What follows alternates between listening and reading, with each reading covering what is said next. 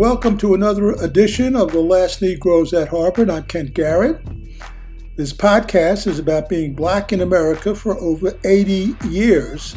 We are part of the Harvard College class of 1963.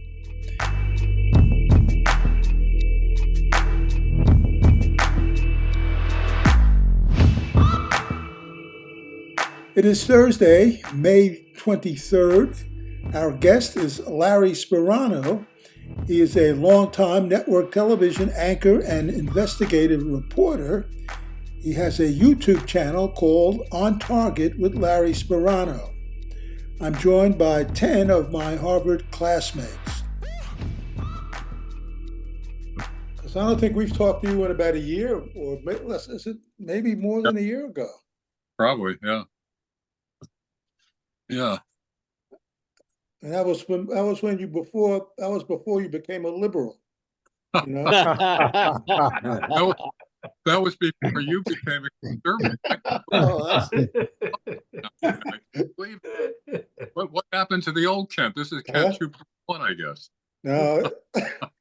Let's start with everybody introduce themselves to Larry, and then we'll end up on Larry and start talking. Allison. Yes. Allison Wardle, Cindy Wardle, Radcliffe 63, Peace Corps in Turkey, and then Center for Middle Eastern Studies, where I got a master's. Moved to Italy, and since then I did mostly just jobs teaching and translating. Nothing really very substantial. Mainly helping his various businesses. Okay, Jeff. Oh, hi, Jeff Fox, also class of 63, after which several years working in Latin America and teaching as a sociologist. I'm now writing mainly fiction and living in Spain. Okay, David Allen. David Allen in Concord, Mass, here on the East Coast, 63, like practically all of us here. I've had a life in pieces, business for a decade, academic, actually worked in government for a bit. The last decades have been activism, where democracy is the focus, and so pleased to be a part of these undertakings. Okay, Jerry. Jerry Secundi, I live in Pasadena, California, class of 63, lawyer, Peace Corps in Cusco, Peru for a couple of years. Most of my career has been as an environmental lawyer for both business and NGOs. And I'm a seeker of truth, so I listen to Trump all the time and then do the opposite. Ronnie. Ron Blau, class of 63. Newton, Massachusetts, about a half-hour drive from David's place, which reminds me we got to get together soon. And worked in TV and video most of my life, mostly paid, now more volunteering, doing video for a couple of groups, including Volunteer Blue for the election. Right, good. Nick. Nick Bancroft, Medfield, Mass, outside of Boston, class of 63. Peace Corps in India after Harvard Business School, then Trust Wills and Estates in Boston. Okay, and Bill Collins, I think you're muted. I don't think I am. Can you hear me? Oh, you're not. Yeah, I can hear you. Yeah. Right. Okay. Bill Collins, Harvard 63, Navy 20 years, nuclear power and oil fueled ships. Retired, went to work at Westinghouse in Pittsburgh and boiled water with garbage and wood. So I say I've boiled water by every means known to man. That's my claim to fame. Great, that's good. Yeah. I'm not. Alden. Okay. South Carolina. So. Okay. Alden. Alden Briscoe, born in Mass General, grew up in Northwestern Connecticut, spent some time in Aiken, South Carolina teaching, and New Haven and DC and Flint, Michigan and Chicago, and now live in the San Francisco Bay Area. I have done teaching and worked in software companies for a couple of years, for 15 years. And now my wife and I have a fundraising consulting firm with nonprofits. All righty, John Woodford. John Woodford. I'm here in Ann Arbor, Michigan, where I worked for the university, putting out a publication for almost 20 years or maybe more. I don't know. And before that, in New York and Chicago with the New York Times, Muhammad Speaks, Johnson Publishing Company, and a bunch of other stuff. So also class of 63. Okay. Everyone. Mr. Jones. George Jones, also class of 63, currently living in Ann Arbor, Michigan. Everyone, put your hands on your reaction button, and let's see the hands of everyone who thinks Donald Trump will serve 1 day in jail. Serve 1 day in jail or no day in jail? 1 day or more, perhaps. Take your pick. Take your pick. I don't think so. I never expected him to. So. Yeah. David Lillevel, how are you? Hi, David Lelyveld, class of 63 in New York City, where I'm from. But in the meantime, I've spent years in the Midwest, at the University of Chicago for graduate school, University of Minnesota, where I taught for 15 years, history of India.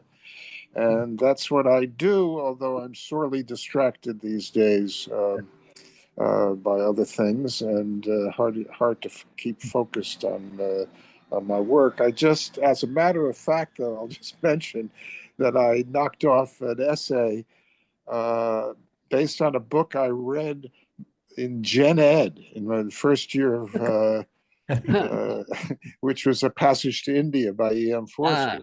Absolutely good. And it's the 100th anniversary of the publication of that, and I wrote an essay for a volume on that. And somehow I managed to distract myself momentarily from Israel and Gaza and the Palestinians and other such things to knock that off. Where can we see your essay? Yeah, want to read it. Oh, yes. Okay. When it's out. Okay, let us know. Okay, post a link. Yeah. Hamp Howell, 63, originally from New York. Sometime jock, now getting older and weaker. Aren't we all? And I live in Nashville, which is not within. I think I'm within 200 miles from Doug Shapiro in Louisville, and nowhere near anybody else who's here. All righty. And I'm still practicing I hate that word. I'm still practicing as a clinical psychologist. Okay. And when I disappear at 5 minutes to 12, that's why.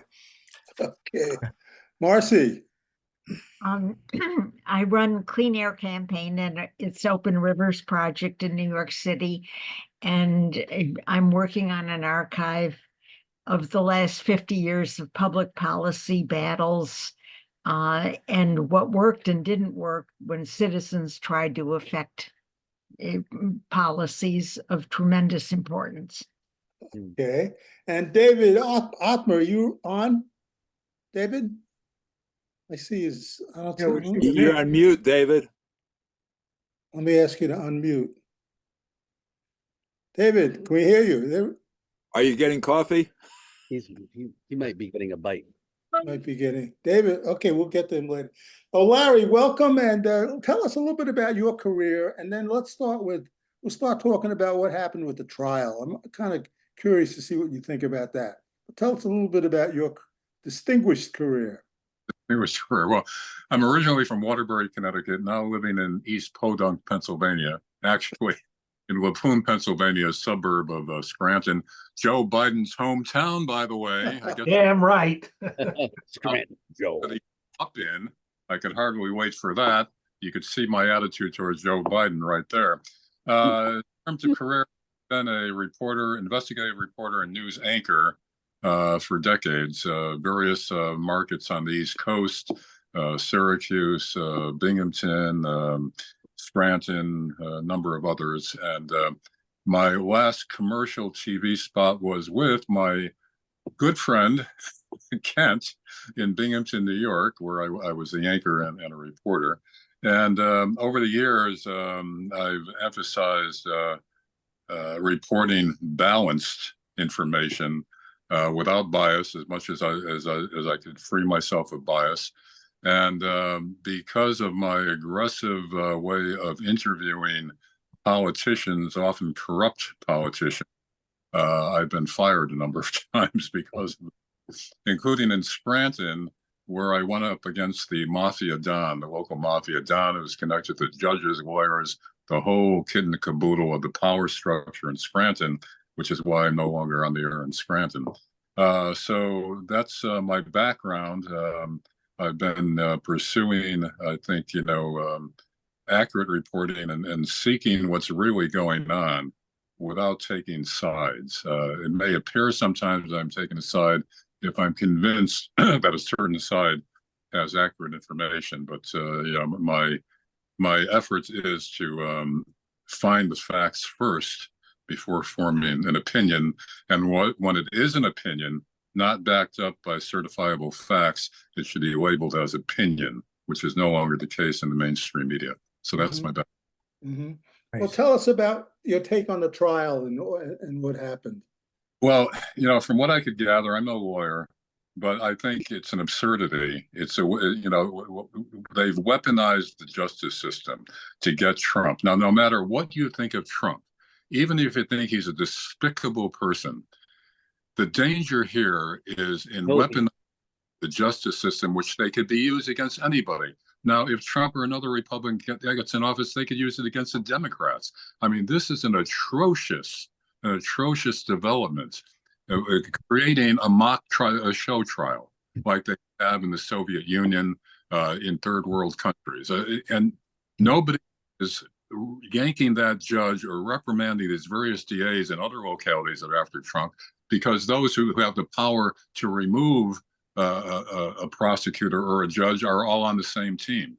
So to me, this is very destructive to democracy. No matter what you think of Trump, that's irrelevant. It's how they're using the justice system, which should frighten all of us, because it could be. Who is they? Yes, who's they? Well, they are it's the legal system in New York, the prosecutors there, and the judge, who's clearly biased and should have recused himself. His daughter is a fundraiser for the Democrats, and he's a contributor to Biden. He's donated to Biden. And the way he's been conducting that case, I mean, clearly he is on the prosecution team. He's not even-handed in his what he sustains and what he denies as an objection. I mean, it's clear that this whole trial is a mockery. Again, no matter what you think of Trump as president or as a person, whatever, that's irrelevant. The point is, when you corrupt the justice system like that, they can be turned against any of us.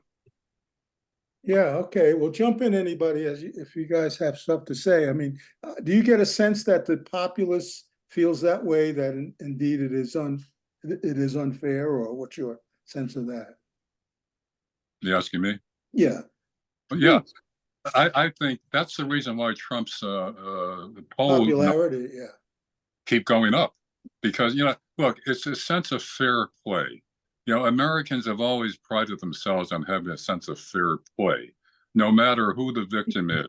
If he's not being treated fairly, that's not right. Because most Americans are decent, no matter what their politics are, no matter preconceptions are. I mean, it's a sense, let's get an even deal. Which we grow up with that. It's a free country. We have a constitution. We have safeguards, and they're not going to be out to get us because we cross a line that they don't like. And that's what's going on now. And that's why he's getting more and more support, because people think it's no longer the American way of fair play. Yeah. Larry, I think you're right to raise this question. I think it's quite an important one, actually. But I'm afraid I'm going to disagree with you diametrically about Rashawn, Judge. I've made a point of spending too damn much time by a lot in following this in great detail. And Mershon has found for Blanche and the whole Trump crew of lawyers on occasion. I think he's been wildly even-handed, fabulously even-handed, and then dealt with this character who came up as defense for Trump in a very appropriate fashion as well when that fellow got entirely out of hand.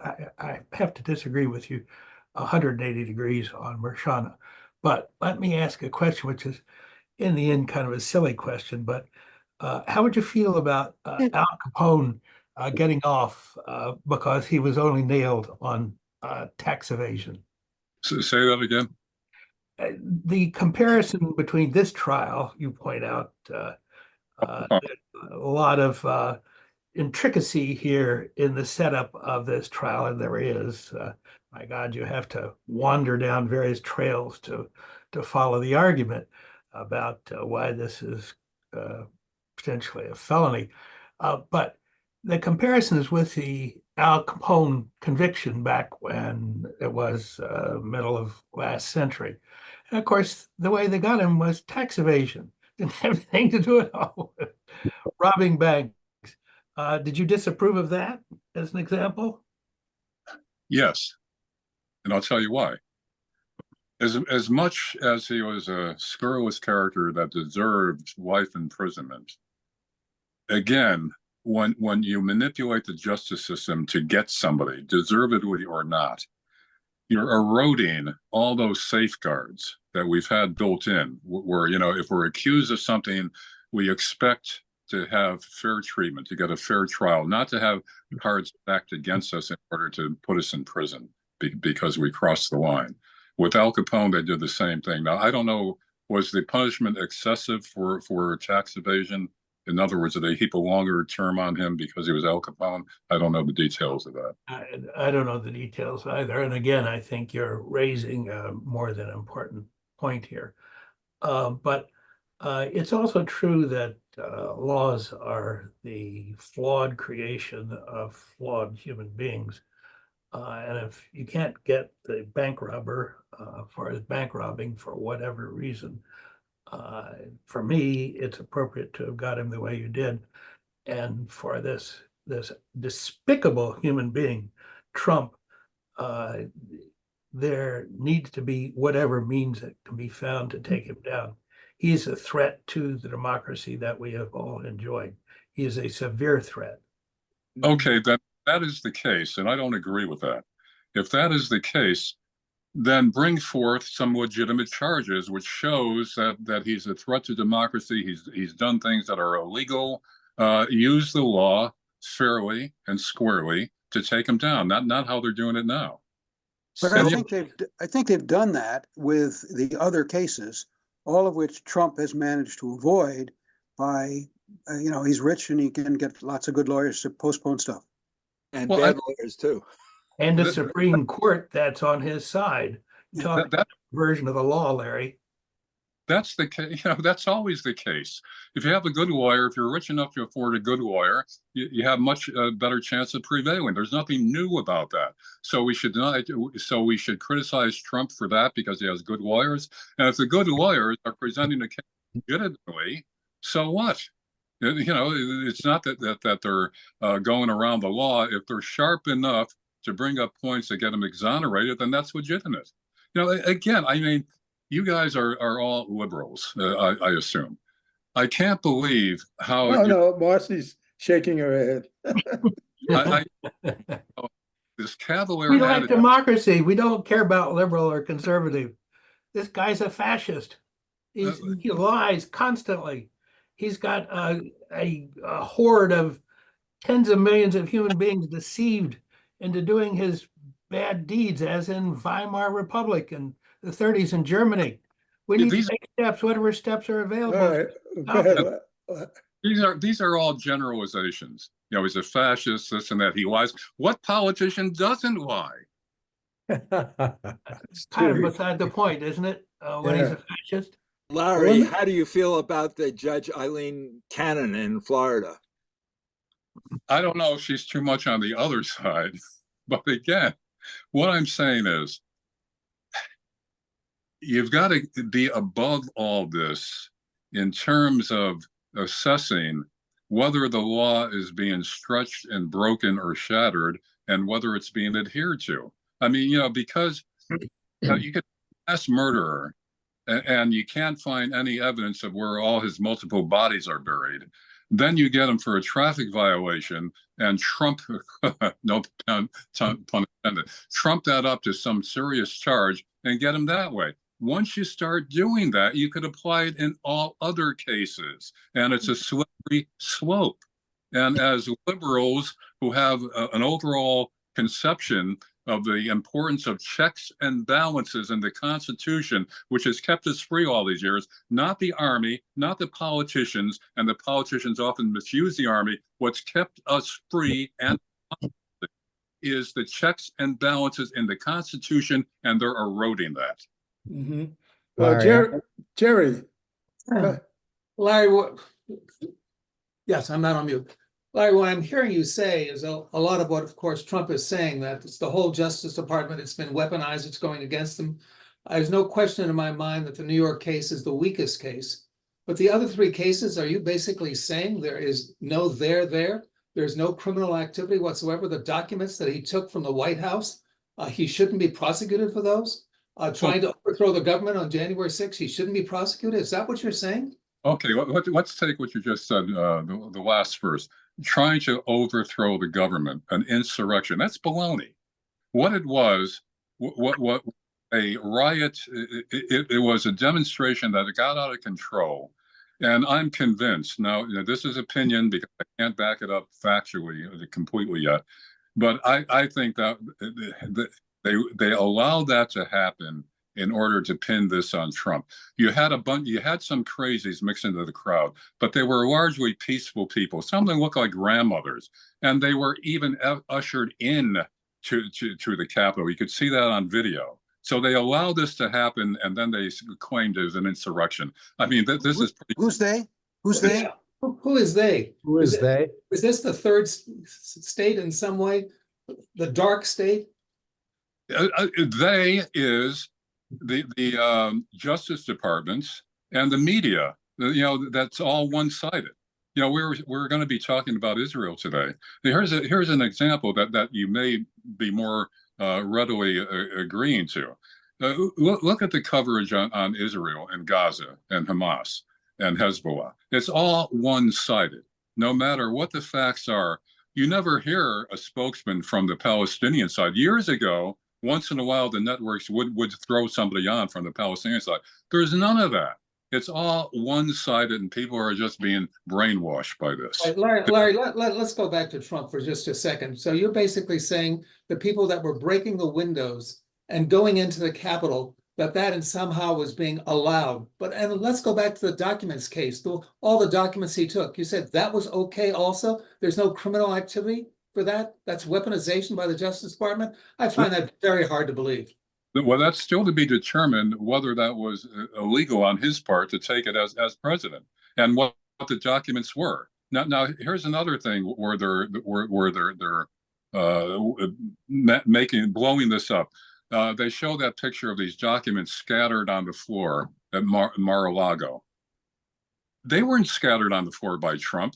The people who raided the place put them on the floor and let the media give the impression to the public that Trump was just scattering them all over. He didn't care how the hell they were stored. Now, I mean, these are the kinds of propaganda devices that are going on more and more today. Larry, I could care less whether they were scattered on the floor or whether they were in a safe at Mar-a-Lago. The fact that they were taken against the regulations, that was a criminal act on his part. Now, yes, you need to have a trial, but you're saying there shouldn't be a trial because it's being weaponized? I think that's BS, my friend. Well, have a trial and apply the law fairly. That's fine. Put them on trial for that. But I mean, don't distort the facts, and don't object incessantly to the defense and allow the prosecution to say whatever they want, which is what was going on in Marchand, as far as I could tell from the reports. Right. John Woodford. I'm more concerned by the things that Trump is doing to normalize calls for violence in politics, have his supporters. He makes threats against his enemies. His threats of amounts to make assassination a policy of his party and the hordes that he's trying to get behind him. That concerns me a lot more, the language he brought in. Also, his attempts to lean on election officials to overturn, to come up with the numbers for him.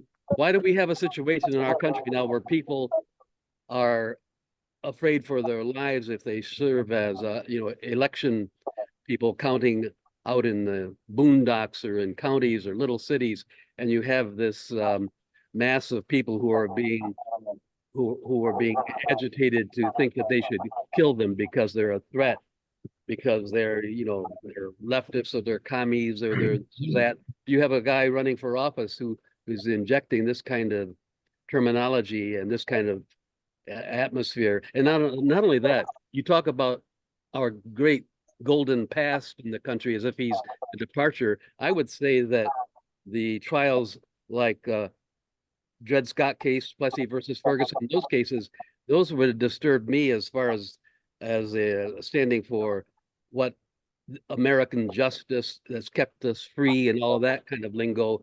What's really was going on, or even turning the corporations when they became individuals. That ruling by the Supreme Court. So I don't see us being able to raise a big example of Trump being the only departure from our values and principles that we tell the world we stand for. Yeah, that goes without saying, Jim. Sure, Dred Scott and all that. But what I'm saying is accelerating now, and it's being used specifically against political opponents to the extent that you want to put the guy in jail during a campaign season. These cases could have been brought any time before, piled on during campaign season. So yeah, I think Trump's point that it's really election interference. What's fair is fair. The justice system has never been fair in the United States, but there's always been some framework, some restraints on it. Minorities were given short shrift, no doubt about it. But some of after the civil rights movement, and the framework has been largely intact, even though it's been always adhered to. But now they're setting precedents where the framework no longer applies. Another example is what with the journalists now. Assange, who the hell is defending him? And what they're doing now, as far as I could make out, they've set the stage where, until now, any of us, if we broadcast or published a leaked document that was sent to us by a government official, we could do that with impunity. The government official could be charged because he stole that information. But the journalists could publish it. That was part of the checks and balances of the free press. They're changing that now, where if you publish a leaked document, you're liable as a reporter. And look at Julian Assange, rotting in prison. Nobody's coming to his defense. None of the big media stars have said a damn thing about him. How about Trump? He'd probably be executed quickly under a Trump regime. How do you figure that? Well, I think Trump threatens to wipe out people like Assange. Did he say not only Trump, but look at his top assistants, these aides that he has, his so-called, call it a brain or a brain damaged trust that he has around him. They are right-wing fanatics all over him. He's got them on all sides of him, and he's catering to them. And look at what he does with threatening women. First, he was going to be the friends of women. He was going to support their right to have an abortion or not. Now he's going to do the opposite. Let's go to David. Rights. Belleville. Oh, okay.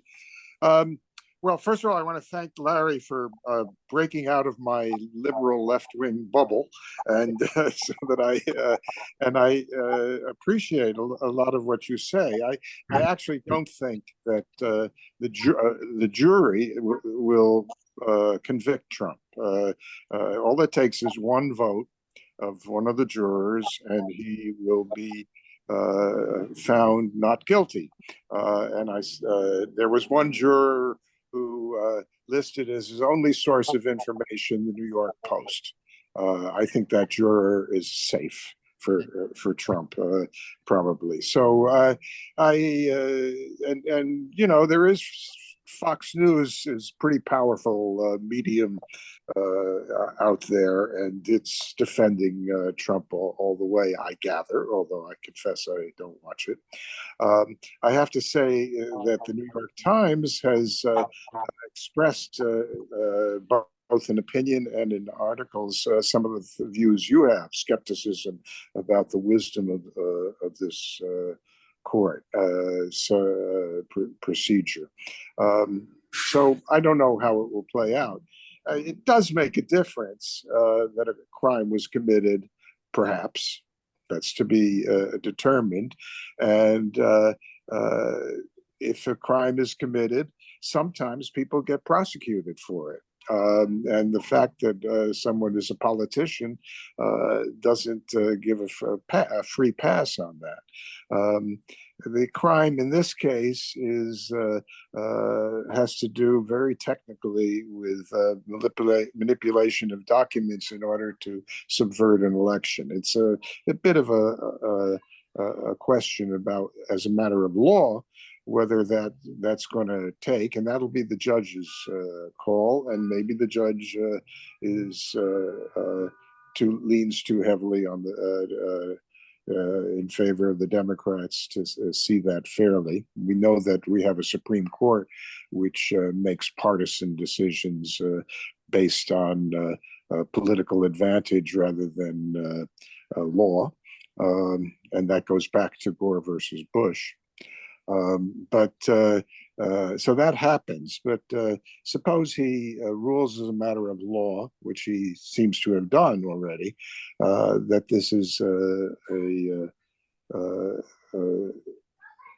plausible case. It still goes to the jury, and the jury will decide. And I suspect Trump will walk away feeling vindicated, and so will his supporters. I'm inclined to think they'll convict him. You think they'll convict him? Yeah. Yeah, I think if there's one holdout juror, there's going to be so much peer pressure on him with the other jurors. And, you know, the jurors aren't even sequestered. So, you know, they're really going to adhere to the judge's admonition that don't look at media, don't talk to neighbors, don't talk to your wife about it, don't talk to your friends. Baloney. You know, they're going to be heavily influenced by their circle of friends who I assume think like they do. And from what we could gather with jury selection, they're mostly liberal Democrats. So, I mean, you know, how fair is that? I'm saying America has never been perfect. And, you know, the way minorities are treated, and Indians, Native Americans, even before blacks came aboard, are prime examples of that. But, you know, there have been efforts to correct that along the way. And in totality, you still have the structure of the Constitution that was basically adhered to. Sometimes it varied, but then there were at least attempts to correct it, to reverse decisions and all that. But now it's like they're piling on, weaponizing the justice system that they could turn against anybody. That's the way dictatorships start. All this baloney that Trump is going to be a dictator. And, you know, the way they inflate what he says and, you know, his selective clips and all that. Yeah, he said he'd be a dictator on day one to correct the things that should have been corrected under Biden. He didn't say, I'm going to become a dictator. You know, they blow it up. You know, it's all propaganda. Yeah. Both sides. You know, as Ken knows, I watch Fox a lot, but I've said all these years that Fox has its own slant. You know, they have their own agenda. However, what's valuable about Fox is that despite that, at least they get stories out that the other media won't touch. For instance, Hunter Biden's laptop story. that was poo-pooed, nothing to it, this and that. Wasn't even covered by the other media or networks. And what was important about the Hunter Biden laptop story was not Hunter Biden, but what was contained in it, indicating that Papa Joe got money from Ukraine after stopping the investigation of Burisma, of which his son was part of and being paid handily for. It was the implications on Joe Biden that story was important, but the other networks weren't touching it. It was all baloney, this and that. Also, 52 former intelligence officers said that such and such a thing was Russian disinformation, which turned out to be baloney. So what I'm saying is there's so much manipulation. You can't trust anything from any media on face value. And there's more and more to distrust. Right. Ronnie. Larry, you used the term eroding the Constitution to describe the attitude of the Justice Department and how the trial is being conducted. But there seems to be ample evidence, not just distorted by the news, that Trump, if he would be elected again, would erode the Constitution left, right, and center. First of all, even if he's not elected, he's saying, hey, we're not necessarily going to stick by the results of the Electoral College. And then he said he'll, stuff the Justice Department with people who favor his points of view. And it goes on and on and on. So to a lot of us who, check multiple sources of news, it seems like if somebody's going to erode the Constitution, it's going to be Trump. And a lot of us are very scared about it. Okay, let's take those 2 points. Sure. First one was that he would not accept the results of the election. Stop the steal kind of thing, which he didn't accept the results of the last election. There is nothing illegitimate about that if you can make a case that the election was flawed or rigged. Right, if he can make a case. And here's more propaganda.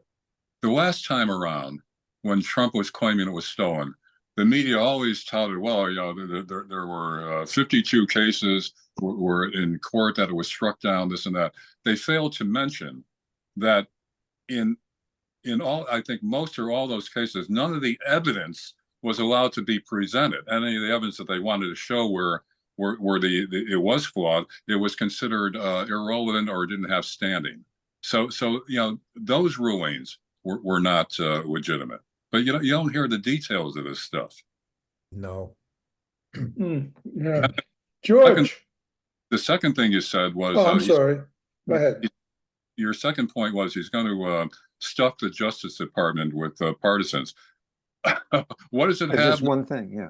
What does it have now? It has partisans for Biden. Why was Hunter Biden given a pass all this time from the Justice Department? They pick and choose. It's really selective prosecution.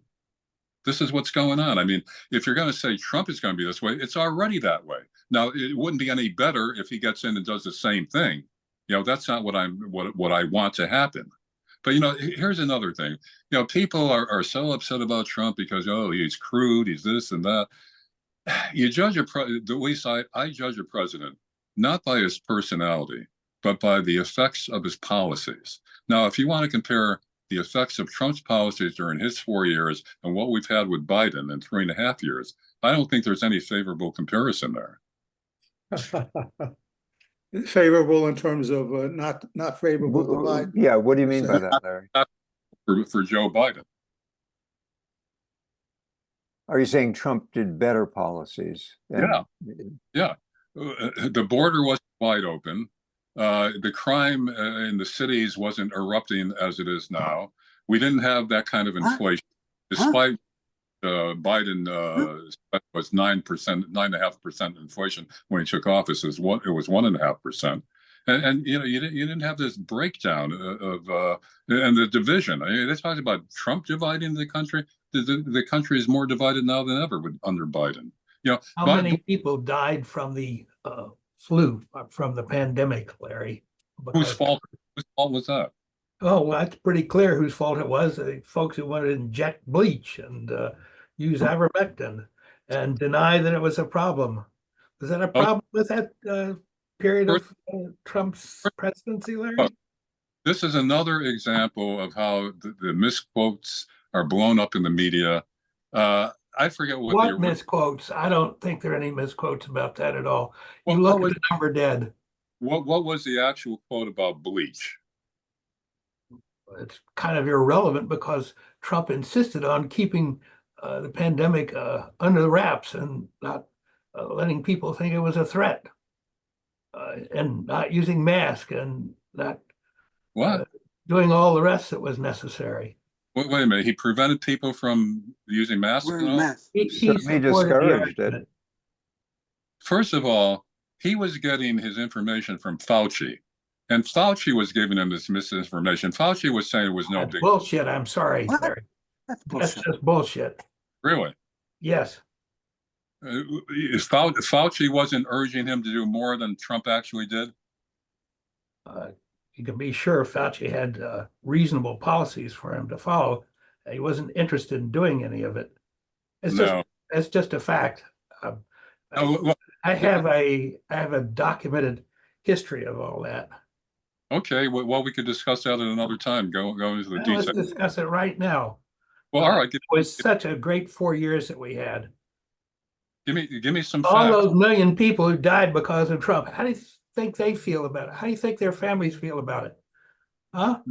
All And these how died- about the trillions of dollars of deficit that those 4 years brought down on the country's head? How about that? Was that a great time? the deficit is even higher now under Biden? It may be, but you want to suppose we had a great 4 years? We didn't. We had a disastrous 4 years. In terms of the economy, it was better than Biden. We didn't have this inflation. Not the deficit that was created, which was then stimulus for what came later. Biden It was a source of the inflation that eventually arose. Biden added to it with all that government spending. He may have, but that's not what we're discussing. We're discussing what happened under Trump, the supposed wonderful policies that he had. Bullshit. So you're saying that Trump's deficit is what led to the current inflation? No, I'm saying that that's part of it. I'm being realistic about the facts here. Yes, there was more afterwards, but it's a fool's errand to imagine that somehow or another it didn't happen then, because it did. And those million people who died and their families at Trump's hand. If you go back, And I've got a documented history on it. There was also that massive tax give back by Trump to the wealthy in the United States. And it stimulated the economy. So they get more. A lot of arguments against that kind of supply side economics. Yeah. Well, go ahead, Alden. What did you have to say? A couple of things. One, I would certainly agree with you, Larry, on the media's treatment in the Middle East. I was grinding my teeth for the first 2 or 3 months when there was never anybody from the Palestinian side, the Gazan side, the Arab side. It was all from Israel. So I would agree with you that that was not well done by the media. But another point you made, you said that a reason that Trump is getting so much support is its sympathy by people who are treating, who feel that the courts are treating him poorly. I don't think that's the reason. I think the reason is that he's a very subtle racist, and most people are racists. And to be able to say that the immigrants are vermin and so on, people love to say that, and Trump makes it okay to say that, and makes it okay to hate the Jews and hate the blacks and so on. I think that's the reason that people support him. To hate the Jews? I mean, Yeah. he moved the embassy to Jerusalem. That's a political thing. Has nothing to do with Jews. all right, so he's made. What's he said about the Jews? He has sort of permitted. Well, one of the things he said was that any Jew that votes Democratic should have his head examined.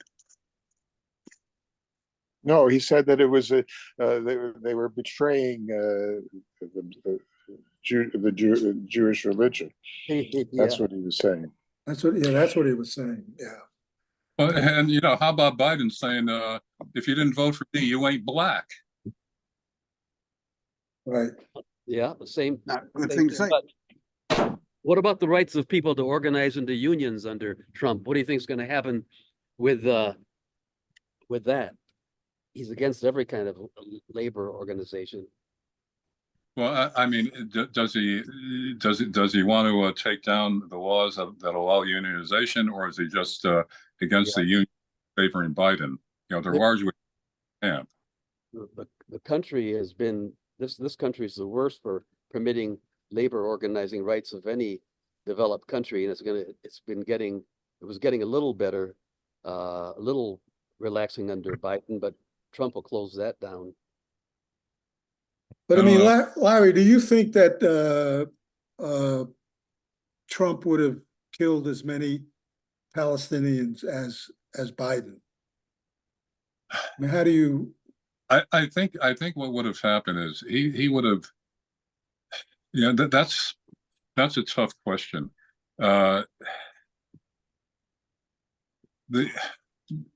First, let me say this. I'll get back to that in a second. But in terms of why more people are supporting Trump, I think it's interesting that more minorities, including blacks and Hispanics, are drifting towards Trump.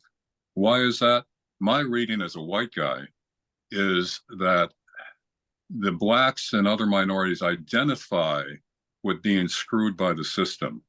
And now they're saying that they're doing the same thing to Trump, so they feel camaraderie with him on that. That's my take on why at least some of that is happening, where blacks and Hispanics are drifting towards Trump.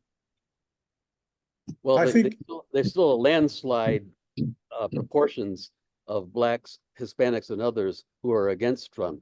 So even with the drift, it would still amount to what would be considered a landslide in any election, 65%. Yeah. So, I mean, let's say if 30% of them, that would still be a landslide. Yeah, but I mean, close election, that may make a difference. Yeah, it'll make a difference in a close. But tell me about the what you were going to say about the Hamas and the Palestinians now. Yeah. I think, I don't know what Trump would have done. I don't know if he would have put pressure on Israel to treat the Palestinians more fairly, or just gone along with this. I mean, as I before with you, Kent, what did they expect since 1947 when Israel was declared a state and Palestinians were kicked out? You know, I mean, most of what was Palestine is now Israeli occupied territory. In the occupied territory, they demolished the farms of the Palestinians, the houses, kicked them out, all that. Naturally, that is going to breed extremism and terrorism. So, you know, the stage was set way back for this, and nobody corrected the excesses of the Israeli government. All this baloney about anti-Semitism. You know, I've used this comparison. I'm an Italian American. If during the war somebody criticized Mussolini, would I say, well, you're anti-Italian or just anti-Mussolini? If during the war somebody criticized Hitler, would I say, you know, you're anti-German or just anti-Hitler? So, you know, you got to separate Netanyahu's policies from Israel in general. You know, so but they're equating any criticism of Israel with anti-Semitism, and that's a way of shutting down dissent. But what about Biden? What about Biden's reaction, behavior? Do you blame him? I think Biden, the reason why Biden is trying to put some control over Israel's is because he's looking for votes in Michigan and other places where there's larger Arab and Palestinian populations. I don't think he's doing it because he's a great humanitarian. But I think that over the years, something should have been done for more treatment of the Palestinians. So now it's just, and after this, with the way they're wiping out, leveling Gaza, that's going to create another generation of kids who resent what's happened to them, and some of them will turn into the future terrorists. So it's going to go on and on. Right, right. Nick. Back to questions about systems. It seems in vogue to ask about elections. Would you abide by the election results? So I would just like to ask you about the court system and particularly Trump's case. Would you abide by the decision of the jury? Would you have confidence in the decision of the jury, no matter which way it goes? In New York? Yes. No, not necessarily. Not if I think the jury reached the wrong verdict because the judge was favored the defense, favored the prosecution. No, I mean, you'd have to accept it in terms of, yeah, okay, he's going to be convicted. But it doesn't mean that I think have to think it's a just verdict just because the jury came up with that verdict. Would you have suggestions for a better system than we have now? I mean, what's in place now should serve the justice system well. But the problem is you've got people in office now, prosecutors, judges, and all that, that I think are very partisan, very biased. And it's hard to remove them, especially if those who are capable of removing are in the same camp. You know, New York is an example. For instance, Hochul, the governor of New York, should have removed Alvin Bragg a long time ago, just over how he's not prosecuting any of this crime. She has the power to do that, but she won't do that because of politics. So I mean, the solution is, you know, I don't want to get too restrictive and put in more and all that. I mean, what's in place should work if you have officials that play by the rules, but they're not, and they're getting away with it because it's too much on one side. Now, you know, it could happen with either side. I'm not taking sides of Republican, Democrat, but I'm saying when you got so much stacked one way, there's going to be abuses. And then what's going to be the reaction when the other side gets in office? Is there going to be retaliation? They're going to do the same thing. I mean, it's these officials, you know, either do know better and don't care, or should know better because they got their positions because of politics or whatever. But I mean, what's going on now? I've never seen anything like it. Same thing with the media. I've discussed this with Kent before. The media has always been slanted to some extent, but at least there were some boundaries. Now, you know, New York Times, Washington Post, you read a straight news article, supposedly straight news article, there's all kinds of editorial insertions in there.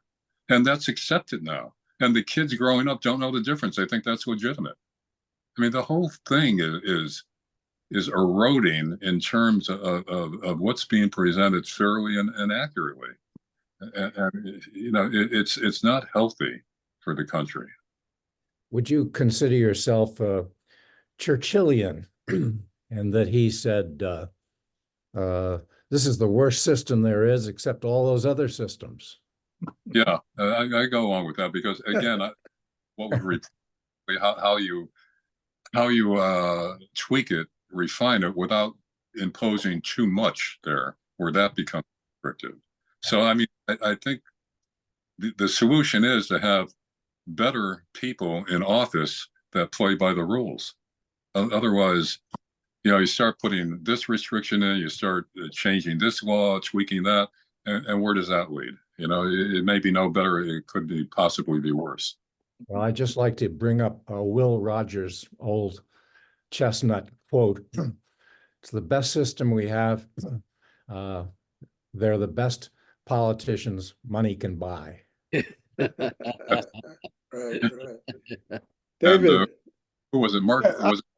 I just want to say that Alvin Bragg is the elected district attorney here. I voted for him, as a matter of fact, and he. I think he's been very careful about what he could prosecute. There were a lot of things he could have prosecuted, and perhaps he should have prosecuted in Trump. And Trump had a long history of getting past the law when he was a corrupt real estate entrepreneur in the 80s and 90s. And he was giving money to various political people, including the district attorney, Robert Morgenthau. So I think Bragg, he may have made a miscalculation, but I don't think it's a corrupt one or a partisan one. He wanted to get Trump on something. There were a lot of possibilities. Most of all, the tax evasion cases, which are were pretty clearly, and some of them under New York State law. Those were out there. I mean, what you could say, you can't, whatever you say about politicians, you can't be a real estate entrepreneur in New York City without being corrupt. So Trump was certainly playing that game a lot, and they could have been caught on many, many things over the years. That they got him on this particular obscure technicality and linked it to to election manipulation is a bit of a stretch and probably a mistake. That's what, in fact, the New York Times has been mostly saying in its coverage and its commentary about this. They've covered this pretty fulsomely, and mostly they've covered it, as I've been reading the Times on the trial, they've covered it pretty factually, without too many commentary. And then there have been commentaries on the opinion page. That's not always the case, and I agree with you that opinions are embedded in what are supposedly news stories, and I don't think that's a new thing, by the way. So it's very hard not to do that, as a matter of fact. So what you choose to emphasize and what you choose to quote carries with it a bias. John, why don't you go ahead? I wonder if it gives you any sense of, gives you an uneasiness, Larry, to hear a candidate for the presidency of the United States using language like "I want to be a dictator," and you know, do we have even a precedent of a candidate using that kind of language that I'll be a dictator for whatever he says, as if there's going to be a limit? But even that kind of language, do you think that's a healthy development? John, first of all, you gotta consider the context. Well, now, I mean, language, they're using that kind of language in our elections. Isn't that something new and disturbing? I could understand and agree partially with your argument that kind of language, you know, is a slippery slope as well. You know, people start using it fast and loose, and becomes less and less responsible. But I think in the context of what he said and the context of Trump overall, I mean, you know, I think what preceded was, you know, they say you're going to be a dictator once you get in office. I think that was what preceded. So yeah, I'll be a dictator for a day to get certain things straightened out by executive order. So I mean, in context, he's not declaring, he's not intimating that he's going to be a dictator. I mean, again, there's such distortion here. And what with previous we were just talking about, where it was said that Alvin Bragg to get Trump on something. Well, that says a lot right there. You know, you select the man, then you find the crime, which is what they used to do in the Soviet Union. You know, I want to get him on what? Why do you want to get him on something? Get him on something legitimate. Don't blow up some obscure thing, create new law to do it, and blow it up into this big trial. It's ridiculous. And Letitia James, she campaigned on getting Trump. Is this a unbiased prosecutor? I mean, it's absurd that they're getting away with this and nobody's objecting to it. Years ago, if they made statements like that publicly, they would have been reprimanded and possibly removed. Now it's tolerated. Campaigning on, I'm going to get Trump. Bragg, this is the same kind of thing. And it's fine. They skate on this stuff. This is what I'm talking about, the erosion of this stuff. There's always been corruption.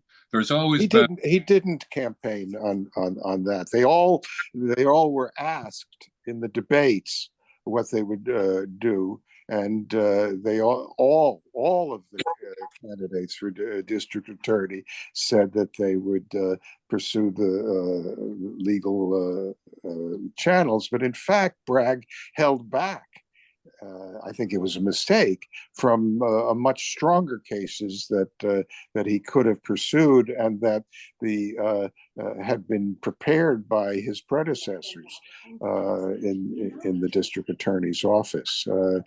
But I followed that campaign pretty closely, and I got all the literature, and it was not about getting Trump. That was not the most important part of his campaign at all.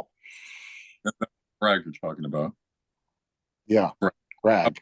Yes, specifically Bragg. How about Letitia James? Letitia James also responded that she would get Trump. Yeah, they all said that, but it was in the debates. Well, they was not in their campaign literature, for example, which came in piles into my mailbox all the time. That's not what they were talking about. Also, if you there's go a back difference. and review the campaign, you'll see that that was raised, but and you can pull out the quotes, but they all were saying that we will that Trump is guilty of. We think that Trump is guilty, and we will pursue it. But in fact, of all of them, Bragg was one of the more moderate because he held back. Also, it seems perfect. There's a difference between saying, I think the evidence points to enough stuff to prosecute him on versus I'm going to get him.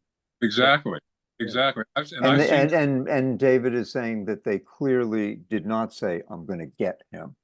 I've seen clips of Letitia James talking about, I'm going to get Trump. I'm going to be his worst nightmare. She was at a rally, and she said it. You could look at clips of that. Yeah, I agree. I've heard that too. But Larry, let me ask you: question? Do you think that Biden should be replaced? Is it that time yet?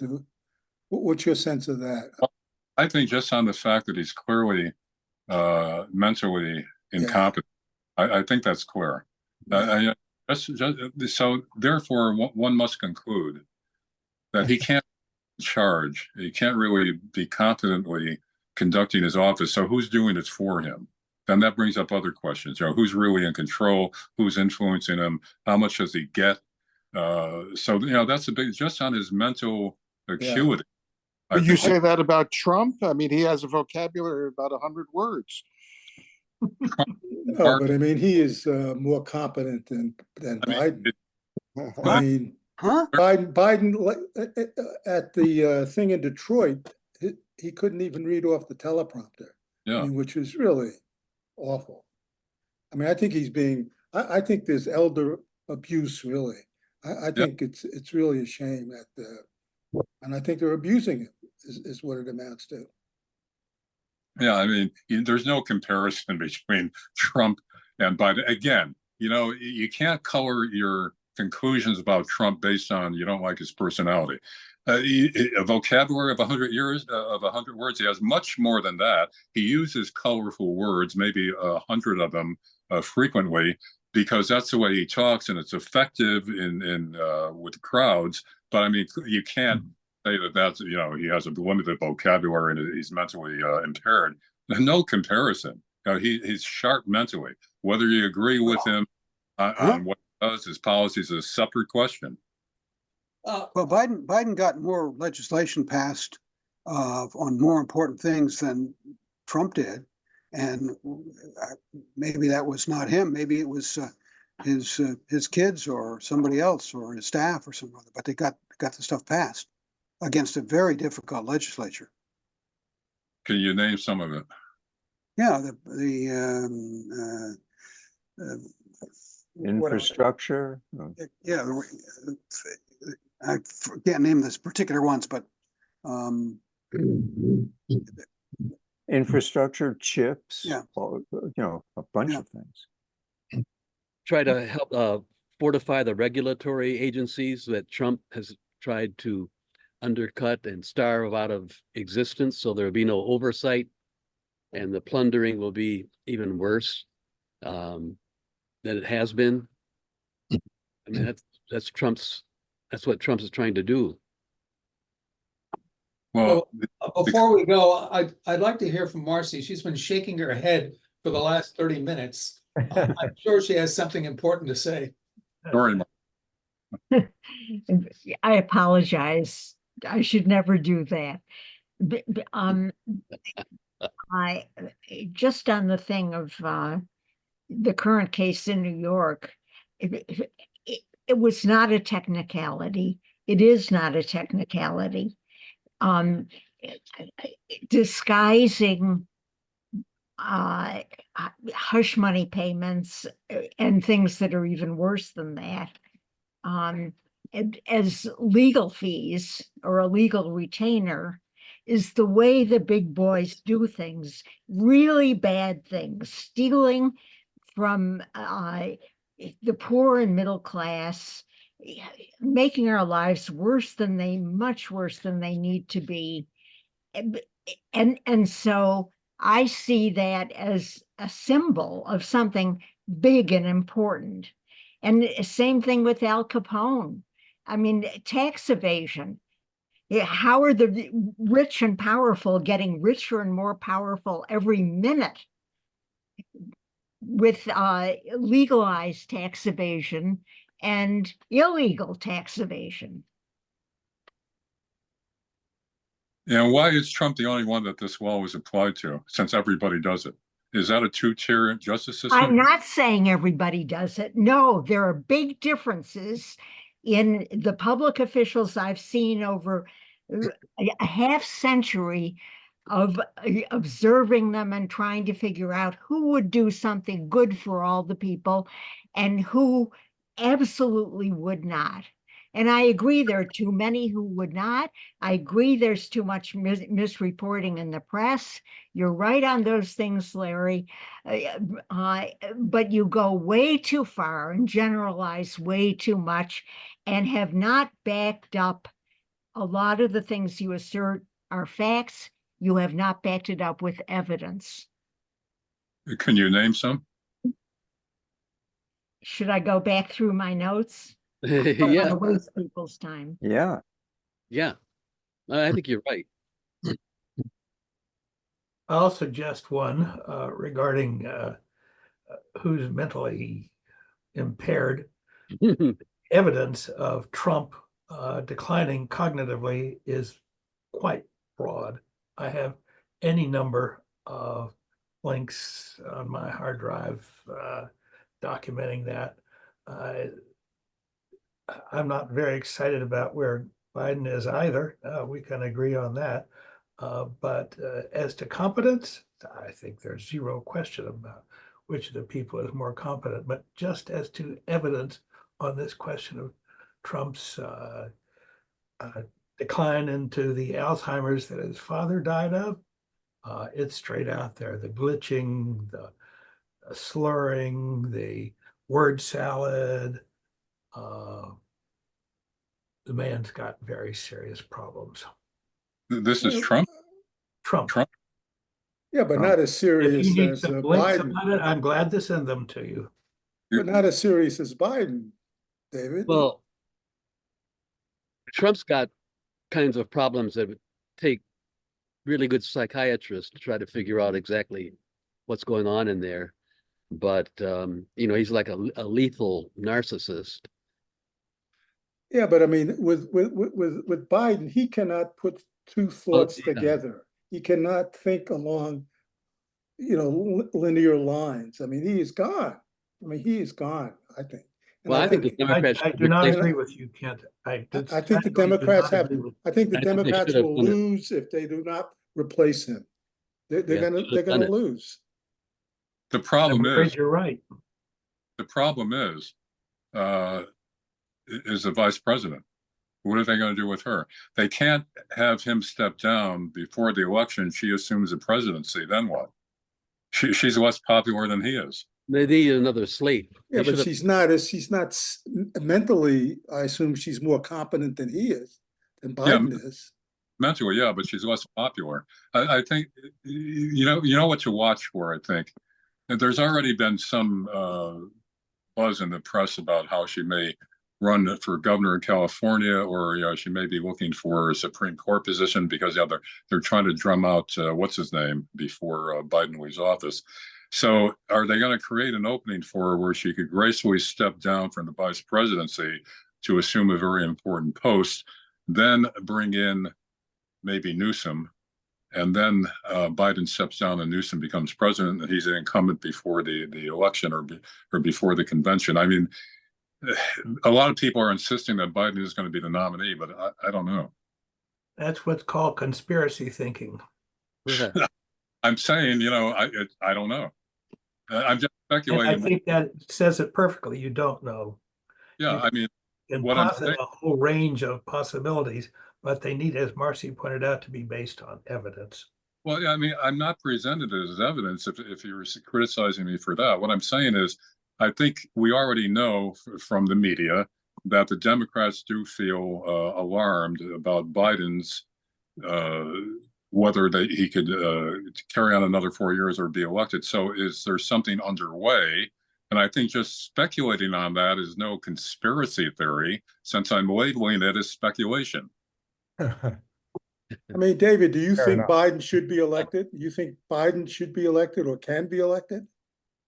I worry about all of it. I'd love to see another candidate and a different vice president, but I'll come back. I do not agree that Biden is mentally incompetent. I've seen just too much evidence to the contrary.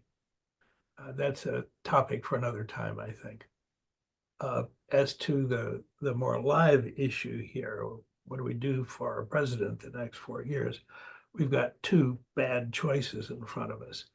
And I think there is very little evidence that that's going to change. As much as I respect, Larry, your thoughts about what the Democrats might do, and I appreciate it's an interesting line of thought. I think my personal assessment of how political dynamics work in this country, the possibilities that any of that will come to pass are 0.0000001%, something like that. Yeah, possible, but so improbable as to, in other words, we're going to have Biden and Trump. We got trouble right here in River City. You got that right. Right. Well, listen, everybody, thanks for coming on, and we'll have to continue this next year or next few months or so. But thanks for coming on, and we'll talk next time. Thank you, Larry. And invite Larry back. Invite Larry back so we can beat up on him again. No, he was beating up on us. Right. I enjoyed this, and this, I think, in due thought on both our parts, we have to examine and defend our position. So it's great. Yeah, we could do this often if you'd like. Okay. All right. Here. See you, everybody. Yeah. See you next week. Thank you. Bye-bye. Bye-bye. Bye. Yeah.